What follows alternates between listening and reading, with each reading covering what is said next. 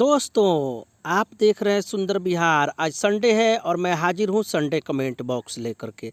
मछली के शिकार से जुड़ा हुआ कोई भी सवाल है जो सुंदर विहार चैनल के ऊपर कमेंट में आता है, हम कोशिश करते हैं उसी दिन जवाब देने के लिए। अगर कोई सवाल ऐसा है जिसको समझाने के लिए समय चाहिए तो उसको हम कमेंट बॉक्स में शामिल करते हैं ताकि हमारे व्यूअर को अच्छा से समझ में आ सके। आपके मन में भी अगर कोई सवाल है तो प्लीज़ हमसे सवाल कीजिए, हम कोशिश करेंगे आपके सवालों का जवाब देने के लिए। तो चलिए दोस्तों शुरू करते हैं, देखते हैं आज का पहला कमेंट किनका है। पहला कमेंट है हेल्थ एंड केयर की तरफ से। लिखते हैं कि डियर इस जड़ी बूटी का पिक्चर दिखा दें। देखिए सर, ये जड़ी बूटी मछली शिकार करने के लिए इस्तेमाल होता है। ये पानी में आप देखेंगे, पानी के ऊपर ये तैरता हुआ रहता है। इसका नाम इंग्लिश में कॉमन डॉकवीड है। कॉमन डॉकवीड हिंदी में हम लोगों की तरफ, हमारे यहाँ इसको काई बोलते हैं। पानी के ऊपर ये तैरता रहता है। आमतौर से आप तालाब में या ठहरा हुआ पानी में देखेंगे, चलते हुए पानी में ये नहीं मिलता है।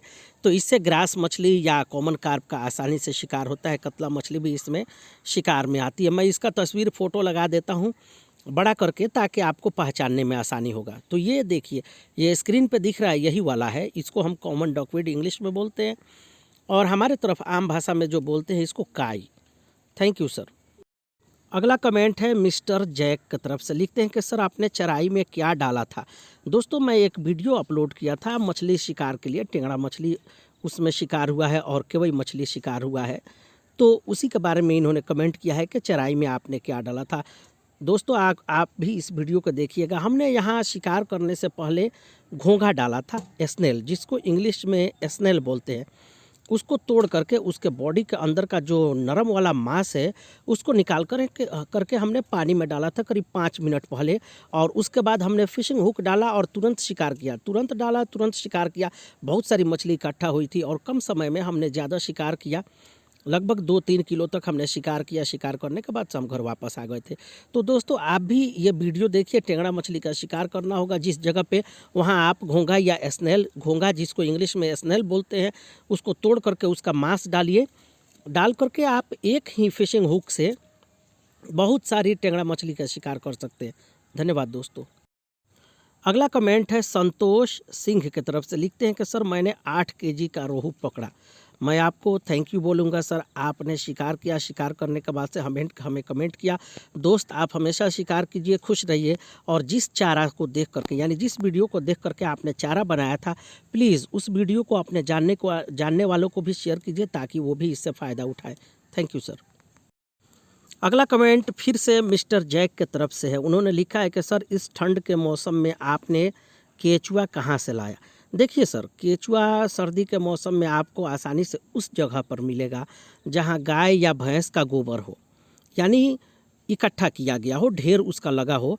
तो वहाँ आप किनारे की तरफ जाएंगे जहाँ कम गोबर है और मिट्टी भी है, वहाँ का मिट्टी हटाएंगे, गोबर भी हटाएंगे, तो वहाँ से केचुआ निकलेगा। और ये जो केचुआ निकलेगा, पतला वाला केचुआ होता है, दूधिया कलर का। इससे टेंगड़ा मछली या सिंघी मछली का आसानी से शिकार होता है। काला वाला मोटा वाला केचुआ होगा तो उससे बड़ी सिंघी मछली पकड़ती है और कम पकड़ती है। लेकिन ये दूधिया कलर का केचुआ 100% नेचुरल शिकार होता है और बहुत तेज़ी से शिकार होता है।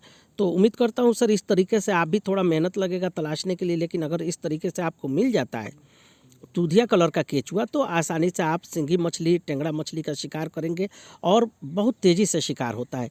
लेकिन आपको ध्यान रखना है कि यहाँ ग्राउंड बेट आपको घोंघा यानी स्नेल डालना होगा। उसका बॉडी तोड़िए, उसके अंदर का मांस निकाल करके पानी में डालिए और आसानी से शिकार कीजिए। Thank you sir. अगला कमेंट है अल्ताफ़ हुसैन की तरफ से। लिखते हैं कि स्नेक हेड मछली बहुत सी है लेकिन पकड़ती नहीं है।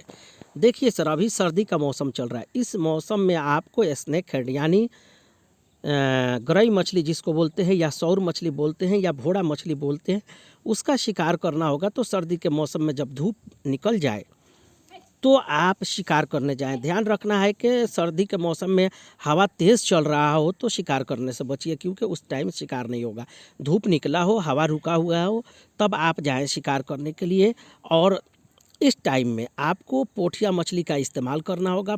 ध्यान रखना है कि पोठिया मछली ज़िंदा हो और आप पानी के जो टॉप लेवल है उससे 1 फीट नीचे अपना फिशिंग हुक रखिएगा।